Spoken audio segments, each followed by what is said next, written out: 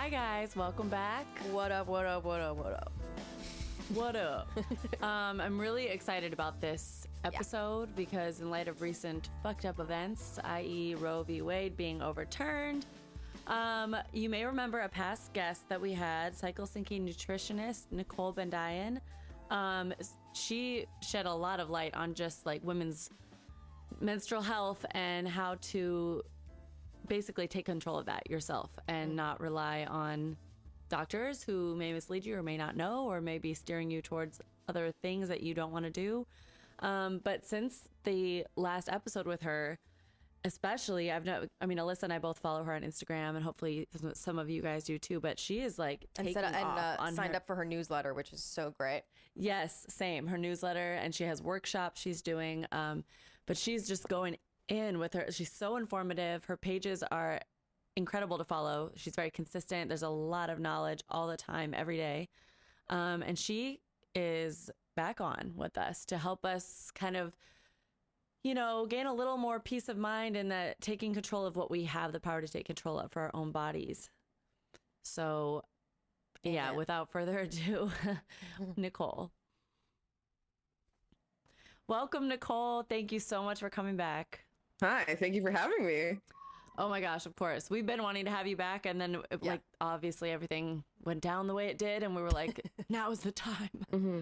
Yeah, and we were telling Nicole right before we got on, we are such fans of her. So please, again, we can't stress this enough. Please follow her on Instagram at Nicole.Bendayan and sign up for her newsletter. You gotta keep up because it's really, really helpful information.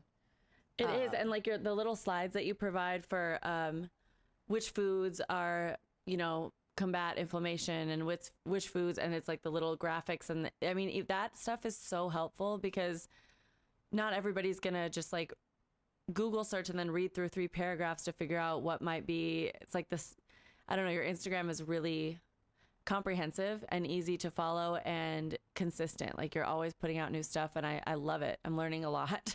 Thank you. I'm really glad that it's well received. Yeah, absolutely. So obviously with the recent reversal of Roe v. Wade, it's just a lack of control everywhere we look. And so, and that's obviously what you specialize in, just optimizing our lives through holistic menstrual health and gaining agency over our own bodies like that, things that we're not taught in school, and definitely not in school, because I actually thought until well into my 20s that I could get pregnant most of the time, at any point almost, not on my period but we're just not taught these things. And so so I wanted to ask you, because there's been a lot of talk about fertility tracking apps ever since Roe v. Wade was overturned. Fear of them selling our data, it's not safe to track on there any longer, and all of these things, and it's endangering our autonomy even further. What are your thoughts on this, or advice, or if you think this is, I just want to hear your thoughts on that. Yeah, first of all, it's terrifying. Yeah. It's just so disheartening that, especially being in this space, we think that we're taking steps forward by, making menstrual health and menstrual education more available. And I eventually want to work with curriculums in schools because I think it's so important that women know this. And to have Roe v. Wade overturned is so many steps back that is just is really unfathomable to me that, we should be progressing in this way. And there's just so many steps back, and we're getting hit with these walls.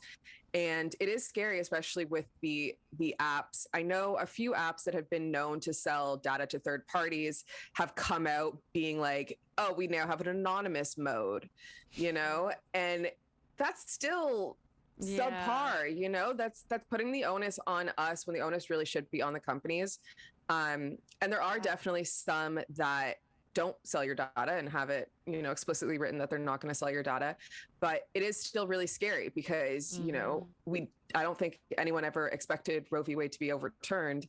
And now that it has, it's okay, but what are laws going to be like in the future? What protections are we going to have? What autonomy are we going to have? So truthfully, I think that the best way to do it at this point in time is just to go back to pen and paper. And, you know, have fertility tracking charts and chart your stuff on paper. Not only is that amazing because you get to keep the records and you have all this data and you have all this information, but I think that that is also a lot more personal and connects you to yourself a little bit more, you know, which I think is an upside to it. But it is really scary because we don't necessarily, like, we want to be able to use the apps. We want to be able to have it in our hands and be able to look at it whenever we want and not have to worry about carrying things around because we know we always have our phones with us. But, you know, it is about protecting our sovereignty. And I think first off, that goes to say we need to be educated on these things and we need to start empowering women to know about them. And I guess that's why I'm so grateful for the internet because, you know, I'm in Canada, but I can help people in the States understand their fertility more and understand their menstrual health more so that, you know, they can protect themselves a little bit better and have that bodily autonomy. I know I had Flow before and then I got rid of it and then I went to Stardust. Are you familiar with Stardust at all? No, I'm not actually. It's like they're all women owned, and then but there's articles that are like, no, the encryption. It's like some encryption mode that I'm not super educated on, but apparently it's just I don't know. It should stop. So if they're subpoenaed, they can't really give any of the data away. But I don't know. It's like they're also saying that that's not even safe. So is there like I don't know, an easy way that you think one can start if they're starting with the pen and paper method with tracking their cycle? Like, is there like I don't know, an easy... Totally. It depends how deep you want to go. So I've recently designed a fertility awareness method workshop, and that tells you how to track your fertility symptoms and your biomarkers so that you can identify when you're fertile, because we're really only fertile about 6 days of the month. So if we're tracking all of those different things, then there is just like a one-page chart that enables you to chart your temperature, chart your cervical mucus, your cervical position, any other secondary symptoms that go along with it. And, you know, the chart's already there. It has space for notes and it's perfect because, you know, you can print out a bunch of those sheets and you have one a month and it works, you know? And then if you're not into fertility tracking, which I definitely recommend everybody do, because that gives you so much more data that just like a calendar method wouldn't really give you, because it doesn't take into consideration if you've actually ovulated, when you're ovulating, et cetera, which can all be affected by lifestyle and health and everything else. So I would definitely say, first and foremost, start understanding your fertility through the symptothermal method. And then with that, you have all this data, you have security. It's, with perfect use, is over 99% effective. But typical use is between 80 to 97% or 99% effective, depending on how strictly you're tracking your symptoms and everything else. And that's to prevent pregnancy or to avoid pregnancy. Yeah. I was going to ask you that, like what the symptothermal method is, because I hadn't heard of that until your page. And I know that's because the question was how it differs from other fertility methods, but that's, other fertility awareness methods, but that's kind of what you're going over. So it takes a level of, you definitely need to be dedicated and consistent on it, obviously, just like all the methods, but you recommend it over others because I saw somewhere on your page, it tracks a higher number of biometric markers. Yes, right? So totally. So there's other fertility awareness methods. So there's the calendar method that just goes based off of your previous cycles and kind of predicts when you're going to ovulate. But that's obviously not that effective because ovulation can be affected by sleep, stress, food, diet, so many other things. And then you have the Billings method, the cervical mucus method, that you're just tracking your cervical mucus because your cervical mucus changes throughout your cycle and changes when you're ovulating and when you're fertile.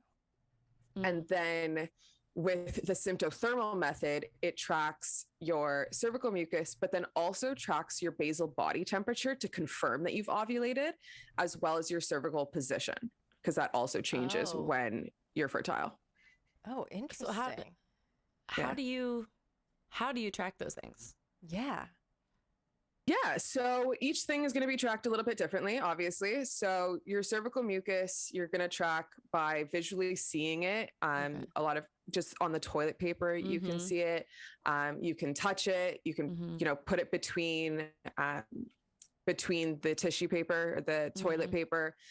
Cervical mucus that's fertile is really moist, and when it's very fertile, it's stretchy, so it can stretch between 1 and 10 inches. So you're tracking your cervical mucus by kind of feeling the sensation, as well as visually and to touch it. And then your temperature, it's important to track your basal body temperature, which is the lowest temperature throughout the day. And that's going to be right when you wake up in the morning. So if you're using a digital thermometer, it needs to be 2 decimal points if you're doing Celsius, 1 decimal point if you're doing Fahrenheit. And you're taking it at the same time every morning, as soon as you wake up, before you get out of bed, before you do anything. Or what's really great is now there is basal body temperatures that are wearable, and that will automatically track your lowest temperature of the day. Yeah. So something like Temp Drop it's an armband monitor, and you just wear it at night and it automatically will track your temperature. That's Yeah, because if you have more of an erratic sleep schedule, or you sleep in a little bit sometimes, whatever it is, you need to be able to be really consistent with the time that you're using. So having an armband monitor like that is really helpful with maintaining the consistency and being responsible with it. And you only put that on when you're going to sleep. So if your sleep schedule is erratic and like you go to bed at 3 a.m. one time, but then like 9:30 one time, it doesn't matter. You just put it on when you go to bed. Yeah. So the temperature that you're going to be taking is right in the morning. So that's going to be your lowest temperature of the day. And I think it's 0.09 degrees Celsius more each hour. There was a study that was done. I think it's 0.09 or 0.9 each hour after you that you delay taking the temperature. So you really do want to make sure that you're being consistent with it. And something like other things can affect it. If you are using a heating pad or a heating blanket that you don't normally use, if you drank alcohol the night before, stuff like that. But if you really truly understand the method and you are educated on it and work with a fertility awareness method educator, you'll be able to understand, why there might be a variance, Wow. And so it's those 2 biomarkers are the cervical mucus, the basal body temperature, and there was another or no? Cervical position. Oh, yeah. It's considered optional to track this, but I super recommend tracking it.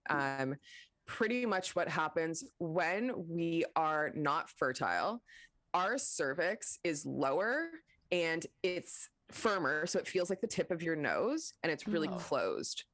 But when we're fertile, our cervix actually rises, is a lot softer, like pursed lips, and is a little bit more open. So if you manually feel it by inserting a finger, very clean, make sure that these are clean hands, but you can actually feel your cervix.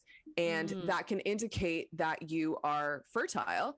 And then also post ovulation, your cervix will then go lower, closed, and more firm. So that is another way to confirm that you have ovulated.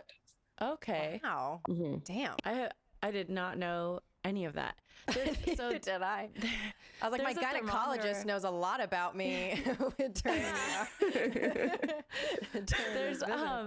There's a thermometer that I was looking at getting like 2 years ago, and what was it called? Like Daily or Daisy or something. I don't know if that was it, but it was specifically for getting your basal body temperature in the morning. But what you're describing sounds a lot more reliable because of those other factors, especially when you don't have a like hardcore strict morning routine and you're not get, because that's what would make me nervous. Just like, oh, I slept in today, or oh, last night or I don't know, just all the different factors that would You make can me get scared. into your head, about human error. Yeah. Totally. And I think also, like, because the symptothermal method and any fertility awareness method is very much so reliant on you being consistent with it and you making sure that you're tracking your symptoms properly, this kind of can troubleshoot a lot of things. Obviously, there's going to be error everywhere, or may or may not.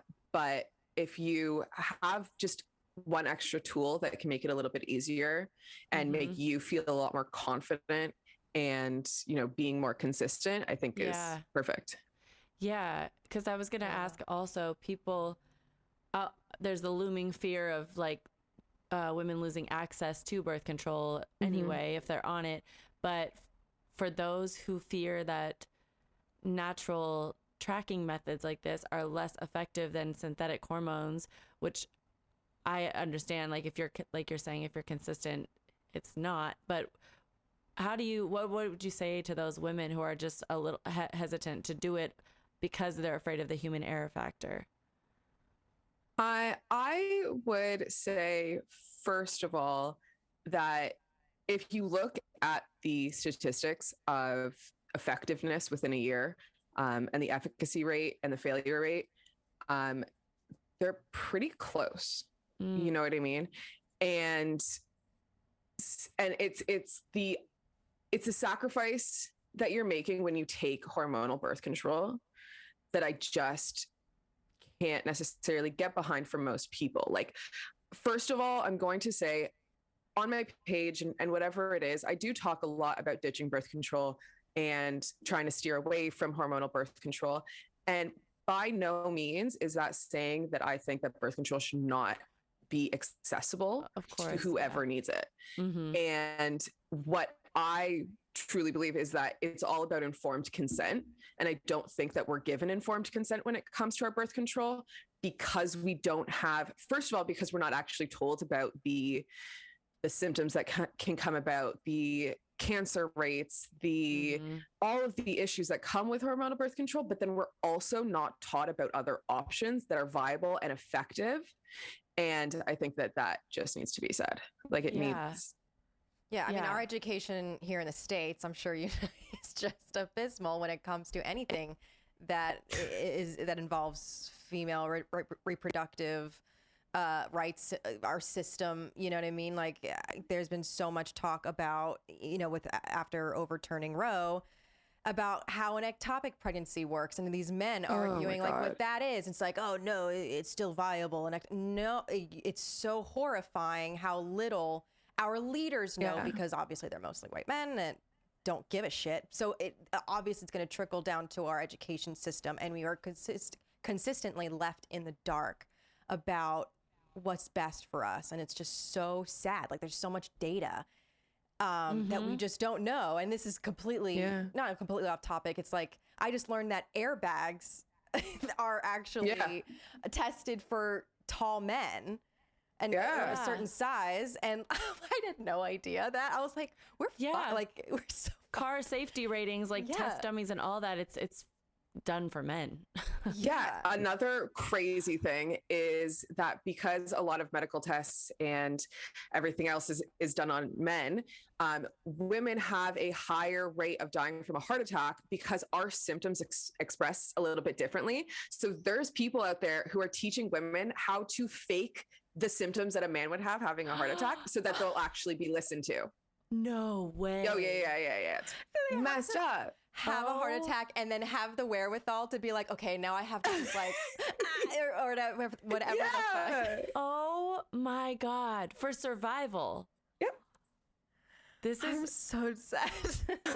Like, I don't even, I mean, just the fact that we're not taught anything, but the whole structure of society, ours and US and Canada and a lot of a lot of Western societies, it's like there's morning meetings at work. You get up early, you do this, and it's like after work drinks around 5 p.m. and it's happy hour and then dinner. But it's set up for a man's hormonal cycle, which is a 24-hour cycle, which we are not taught men even have, let alone, it's all like structured for like they're best suited for to socialize around 5. And in the mornings, they're the most suited for it. So women and men both have a circadian rhythm, which is what a lot of it is based off of. You have higher levels of cortisol in the morning, which is your stress hormone. And then those begin to dwindle throughout the day to make way for melatonin so that you can actually sleep. So we both have those hormonal cycles, but with the testosterone, it does dip a little bit during the day, but it really stays pretty steady, and it stays steady consistently throughout the month. And that's where you're really finding this massive difference, is that men can have a very steady energy levels, steady, just consistency throughout the month. Like the same workout every day. Yeah. And like all that. Yeah. And women just don't have that. We have a, 26 to 36 day cycle that our bodies are so different at different points in time. Like our brain matter changes throughout our cycle. Like estrogen has an effect on the gray matter in your brain.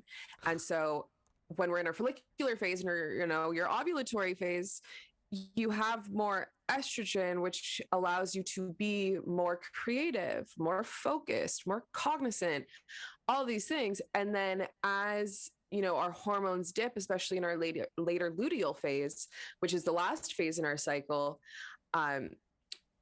we have more difficulty focusing. It's been shown that ADHD medication is not as effective on women in their later luteal phase because of what's going on in our brains and our bodies as well. Like women are more prone to injury in the first half of their cycle. Wow. And it's, wow. I noticed like even just like you're saying, we're not the same throughout the month. Like the different, I can feel like I'm living in an entirely different body one week from the next, and not because of, I just ate a bunch of pasta that week. Like we're good. That can do it too. But like, regardless of that, it's like, I could be doing nothing different and I suddenly feel like bloated out of my mind. I mean, these are PMS symptoms that you help women mitigate because it's not necessary, as I've learned through you, that we go through these, but just the changes in our body where I'm like, okay, my entire closet fits different and I've done nothing different. And I might've even had less to eat this last week, but it's not, my workouts, like none of those things add up, and you're just like, what's going on? And I think that for me, before I started cycle syncing, before I knew what that was, I would be so affected by those things. I would feel so guilty if I, reacted a way that I had tried really hard not to react in the previous phases, or, with my body image. And I struggled with body image for a really, really long time. And when that was affected by my cycle, I felt so much lower in confidence. I didn't trust myself as much. I didn't trust my body. I didn't feel at home in my body. And I think at least when we have the knowledge of it, obviously a lot of these things are ingrained in us and will be triggered by certain things regardless. But when we have the knowledge that we can kind of take a step back from, this is my reality or this is my hormones. Yeah. There's such an empowering feeling there to be like, it's just because my serotonin levels are really low right now because my hormones are low. And I can tell myself I just need another second. And you take the onus off of yourself in so many ways. And I think that women already have enough to deal with. The understatement of the year. No, I think life is so easy for us.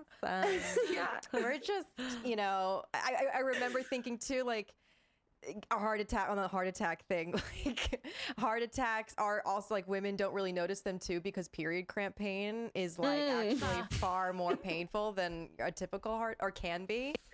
than a typical heart attack. Yep. Yeah. But talking about the hormonal changes and what all that comes with PMS is really what attracted us to you. I was also attracted. It was vice versa. You just noticed us on our Instagram that we had crazy PMS, and you're like, I gotta get these girls. Need to go. The SOS was calling me. The SOS is just like, they need help. They need help. Yeah, just red flags. But I'd love for you to talk about the main factors that can contribute to those big hormonal changes that happen and why PMS is so intense and PMDD is a thing, you know? Well, PMDD is a little bit different than PMS. There's a lot of studies and research that shows that PMDD is not as affected by your hormone levels as it is by the reaction that you're having to those hormones. So it's kind of like a discrepancy with how a quote unquote normal body would process these hormones versus someone with PMDD could have, steady hormone or, balanced quote unquote hormone levels, but still be impacted just because of how their body reacts to those hormones. So that's kind of like a separate thing, but there's a lot that you can do for PMDD. And we talk about it a lot because, again, something that's not talked about. Once again. Surprise. But with PMS symptoms, a lot of them have to do with the balance between estrogen and progesterone in our luteal phase, so our last phase of the cycle. And that can be affected by a bunch of different things, but especially now is a lot of our products that we use, a lot of, what we drink out of or eat out of have these endocrine disrupting chemicals that act like estrogen, are really inflammatory. And that can, add to a lot of these issues. And then not being able to process out estrogen properly from our body, because these hormones do need to go through your systems, and it needs to go through your liver and be metabolized and then actually be eliminated through your bowels. And when we don't have that system functioning well, then they can be reabsorbed into the body, and that can cause a lot of havoc. But then, you can go, so there is 5 different types of PMS, which I believe we talked about on the last episode. Yeah. Go check that one out. Go check that one out, please. You're going to want to listen. When you say like things that you eat out of and drink out of, are you talking about like our bowls and our plates and plastic? Oh shit. Plastic. Yeah. BPA free. BPA free is a little bit better. Some companies will just use another chemical that they haven't really caught onto yet. But then also to be, more specific with it, because a lot of people might not have access. It's a lot more expensive to have glass and stuff like that. The really main things that you have to look out for is never heat anything in plastic. So don't put hot food into a Tupperware, take it to work, and you're eating out of that. Don't microwave in plastic. Don't put hot drinks into plastic. If you can, those to-go cups, they're lined with plastic, and after about 15 minutes start to deteriorate. And particles will get into like the coffee to-go cups. Yeah. So it'd be really helpful if you have like a stainless steel thermos or mug that you can pour it into. That's just another way to kind of mitigate that. So and with acid as well. So anything really acidic you don't want to have in plastic. Somebody because I've the Starbucks cups or any coffee shop cups, I have microwaved many times before. Like I'm at work and I'm just like, oh, there's something now, it's getting cold, and I microwave it. I take the lid off and microwave it because I'm like, it's a cardboard cup. Obviously there's a line. One of my friends recently was like, Molly, don't put those in the microwave. And I was like, why, is it going to explode? And he's like, no, it's like there's plastic in the thing and it's melting and and I was just like, every coffee shop uses these cups everywhere. So that's disturbing. That's cool. Fragrances too, a lot of hair products, a lot of skin products. A lot of us don't recognize that our skin is an organ and we can absorb things through our skin. So if we're lathering ourselves in things that contain endocrine disrupting chemicals or things that have been proven to be carcinogenic, especially for women who are, you know, wearing all the makeup, using all the skin products, like relaxing their hair. Hair relaxers are massive with it. Fragrances, stuff like that can be really detrimental to your health. And soaps, I imagine, too. Like any kind of soap that you use for your body, I imagine those are probably huge culprits. Are there... oh, yeah, go ahead. Go for it. I was going to say, are there soaps that you prefer to use, like body soaps? Yeah, so I prefer things that don't contain fragrances, synthetic fragrances, especially. So if you have something, you find something that has essential oils in it, that, you know, is a little bit more beneficial. Okay. With soaps, there is lauryl sulfate that can be carcinogenic. So that's more of the carcinogenic side.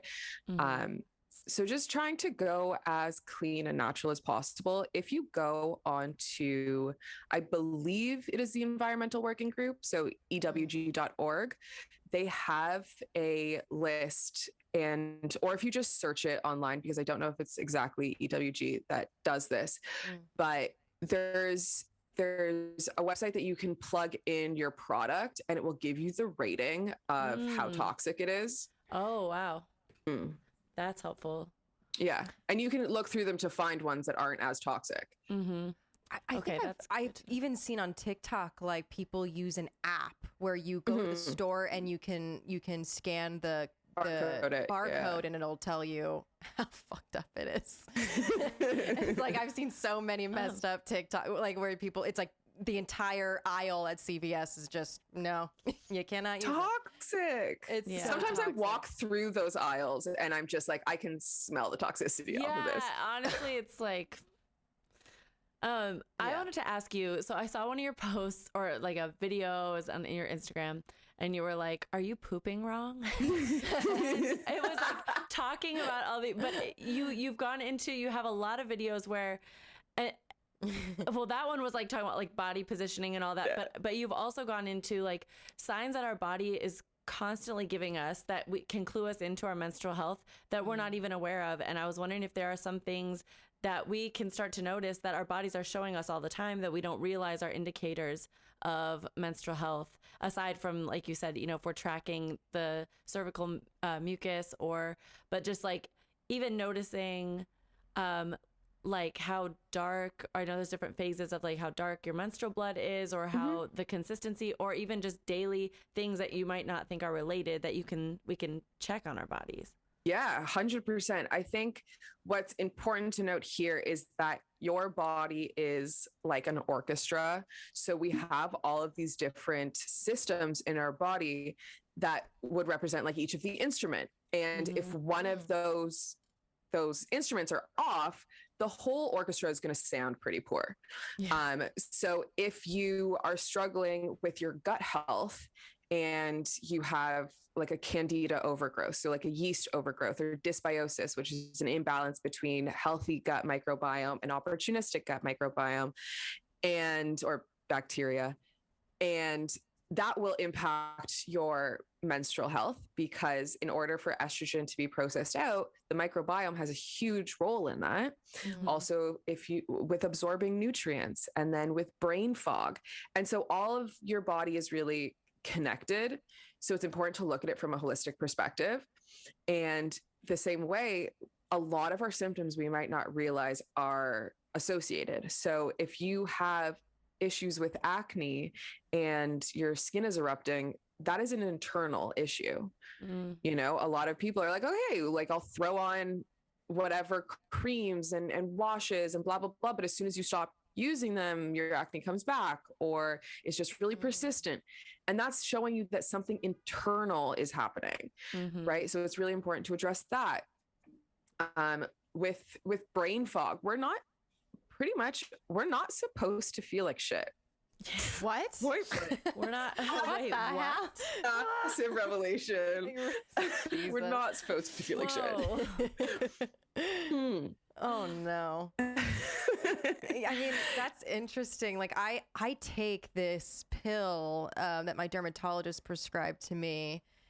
It's primarily supposed to be a pill for blood pressure, But I don't know if a pill like this rings any bells for you, but like, yeah, people use it for hormonal acne. And if I'm not consistent with it, because I'm just not a consistent person when it comes to supplements and pills, it's just bad for me.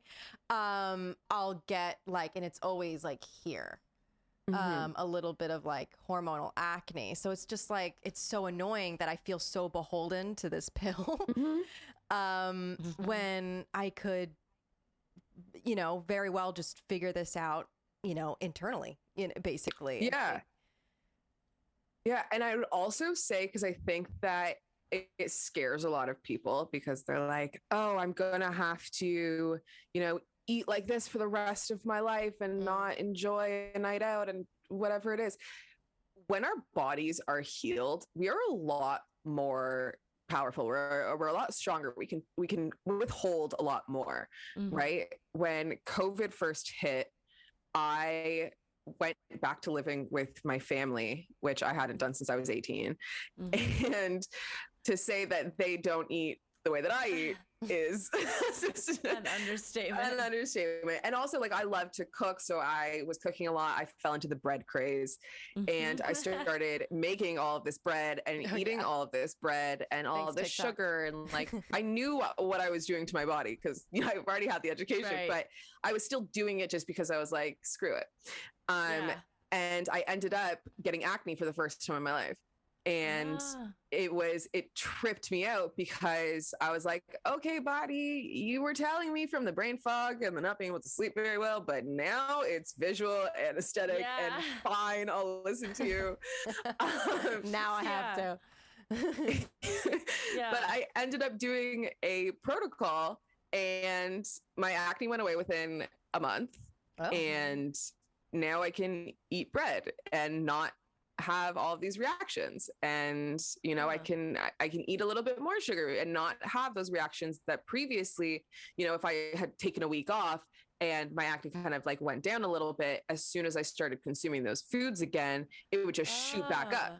But now, because I've healed my gut and I've balanced my bacteria, I've gotten rid of the candida, now I can enjoy those foods without that big of an eruption. If there's any eruption, like I ate bread last night and I do not have acne. You're glowing. Thank you. A dewy queen. Yes. Just ways to say sweaty. Great. Listen, it's what we use makeup to achieve anyway. Why don't we just sweat? No, but that's really interesting because I did think, I know that you can heal all of these issues. Diet is incredibly important, but you are what you eat. And so it's like, it's going to affect all the aspects of your body. But I did actually think that like, okay, you cut all these things out, whatever it may be for you. And then, or you eat a specific way. And then the second you break ranks though, you will see something pop up. And then it's just like that, all the more reason to be so strict. I didn't really think that it could, I don't know what protocol you used, but to like, I didn't know you could do that. Get your body to a point where you can have a little bit of this and it won't freak out, Yeah.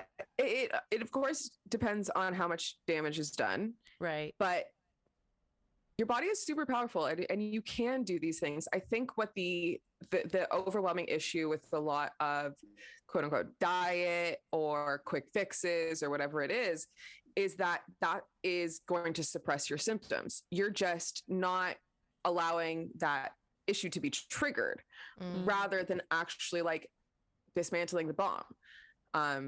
And yeah, you definitely can. And it matters how you do it. And, I did a protocol because I had candida overgrowth. Given my symptoms, I had this yeast overgrowth pretty much.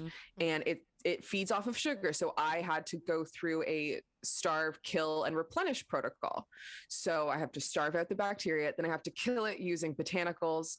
And then you have to reintroduce healthy bacteria to make sure that you have all this great gut flora. And, I'm not going to call her out by name because she'd probably punch me, but I have someone in my life who's gluten-free now and doesn't eat wheat because as soon as she does, it impacts her skin. And, she got rid of this massive, like pretty bad acne that she had for a couple of years. But she hasn't gone through the whole process of making sure that she's repaired her gut. Wow. So now it's every time she eats, she has a little bit of a reaction. Sorry. Go for it. So going gluten-free is just like, so eliminating something from your diet doesn't mean you will eventually repair just by not having that. Yeah, it depends. It depends, of course, on the individual, for sure. Celiac disease is celiac disease, and that you're allergic, like you're not having gluten. Yeah. But for a lot of issues that people have, or a lot of the reason why someone might end up going gluten-free is because of the way that your body is reacting to it. That is because of your gut health and even a lot of other food sensitivities. Like I was listening to a podcast with, I forget what the doctor's name was, but he's a functional medicine doctor. And he was talking about how food sensitivity testing is also kind of fear mongering and a little bit benign because you go get a food sensitivity test that reads you out all of these things that you're sensitive toward. And then you'll obviously try to avoid those as much as possible. But a lot of food sensitivities are because you have poor gut health. You'll react less to things when your gut is really strong, and when you don't have, leaky gut or you don't have dysbiosis, you're going to react to things a lot differently. And a healthy body is really powerful and really healthy. So, oh, sorry, babe. I was going to say, do you have opinions on, because I was thinking too, and I'm wondering if this is more of an American issue or North American issue, because I've heard like breads in Europe affect you way less. Like, is there truth to that as well? Is it a regional thing? Yes. Dairy too. I noticed that with dairy. And meats in general, yeah. Pretty much everything. Yeah. So a lot of my acne I moved to LA after I started having a little bit of this acne, and then I moved to LA, and then it burst so much more. Like it was wild. And then when I came back, it like settled down a little bit.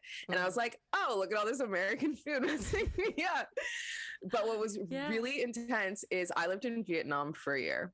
Oh, wow. And and when I went over there, I was nervous that I was going to get sick, because that's what they always tell you. And I didn't get sick once. I got sick once in Thailand, got food poisoning, but I like immediately was like, my body was taking really well to this food. I went back to Toronto and I was sick for like 2 weeks. I had really upset stomach. I had really bad digestion, all of these things. And I was like, is it because of all of the pesticides that are sprayed and the manufacturing processes and all of these other things that it's 100% true?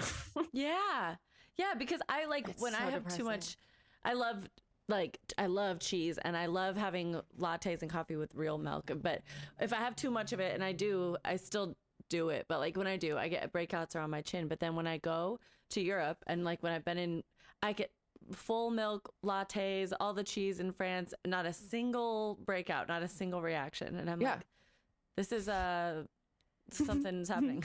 This is suspicious. Suspicious. And would it be like hormonal thing when a hormonal issue with dairy when it comes to, an American or North American a cow versus a European one? Or so I think a lot of it is the manufacturing processes, like I said, and when you talk about factory farming and et cetera, if your cow is eating heavily sprayed feed, that is bioaccumulating in their system. That's going into their bodies, just like our bodies are orchestras of all of these different systems that are all impacting with each other. And, if we talk about the meat, toxins will bioaccumulate in the fat cells of the cow. And when you cook those and eat them, you are then consuming more concentrated versions of these chemicals in a lot of capacity.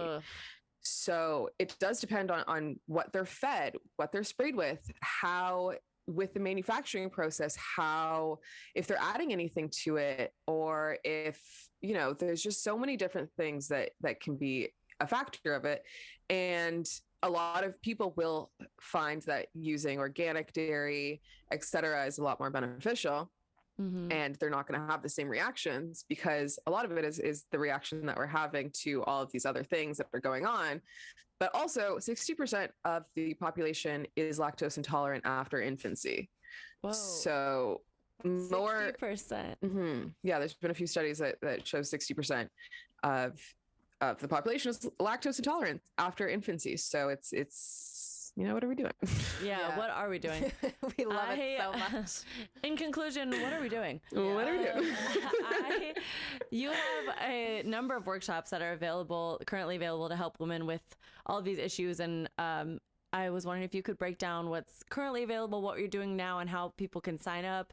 We already pitched your newsletter at your intro, but what are the things you offer currently, and how can people get involved? I appreciate it. I am now starting to offer all of my courses kind of evergreen, so you can get it whenever you want, which makes it a lot more accessible for everybody. So I have a fertility awareness method workshop that teaches you how to practice symptothermal method to either avoid pregnancy or is really beneficial if you're trying to conceive. Also just great to understand your fertility biomarkers and have all that extra data. And then I also have my Get Synced program, which is basics of nutrition and fitness, and then goes in depth about how to cycle sync your nutrition, fitness, and lifestyle to the phases of your cycle. And we also have more focused courses, such as a ditch birth control strategy, and that is how to effectively come off of birth control and realign your systems, as well as one for PCOS and for endometriosis. And hopefully within the next few weeks, all of those are going to be available at any time. Yeah. And we're also opening up our community, which our private membership community will have lunar cycles every new moon and full moon. I love this. Yeah. Wait, so when is that starting? We are probably going to open everything up around the same time. So it's all going to happen July, August. This summer is going to be kind of just opening everything up, making sure that everything's accessible to whoever needs it at whatever time they need it, and just trying to make it as accessible to everyone, especially with everything that's going on now. It's so much more important to have this knowledge and, not have to wait for it. So, yeah. And then how do people sign up for your newsletter? So you can go to my website, either NicoleBendayan.com or thesyncSociety.com, and that will take you there. Okay. Perfect. Yeah. Thank you so much. I literally, I could go on and on and on. This is we're gonna bug you again to come Please back. Please do. I love talking to you guys. Wow. I can talk to her forever. I know. I want to, it's like, from now on, SOS is bi-weekly with Nicole Bendayan. Yes. Where every other week we have an episode with Nicole. There's so many things I want to dive into with her further and further, and I know we'll have her back. 100%. I would love, maybe like we were saying with her off air, that maybe when we're like in the middle of a workshop, or like a before and after when you and I do one of her workshops, something like that, because she is exceptionally well informed, very easy to talk to. She's like our menstrual health godmother. Guru, 100%. Yeah. So for this episode, we are promoting National Network of Abortion Funds. The National Network of Abortion Funds builds power with members to remove financial and logistical barriers to abortion access by centering people who have abortions and organizing at the intersections of racial, economic, and reproductive justice. This is from their website. They said, we envision a world where every reproductive decision, including abortion, takes place in thriving communities that are safe, peaceful, and affordable. We envision a world where all people have the power and resources to care for and affirm their bodies, identities, and health for themselves and their families in all areas of their lives. As we shift the conversation about abortion, it will become a real option, accessible without shame or judgment. So learn more and donate at abortionfunds.org. Yep. And shout out again to Nicole. Her Instagram is at Nicole.Bendayan. We'll be tagging her in our Instagram posts, so be sure to follow us at the SOS Pod on Instagram, and subscribe to us on YouTube, SOS with Molly and Alyssa, and subscribe to us on, everywhere you find your podcast, Spotify, Apple Podcasts, Google, all of that stuff. Rate and review us. It helps us reach more people. We're on Patreon. So please Patreon. become a little patron member and hook us up. We'll hook you up right back. Yes. I'm Molly Cottrell. I'm Melissa Rosano. And here's to turning meltdowns Into magic.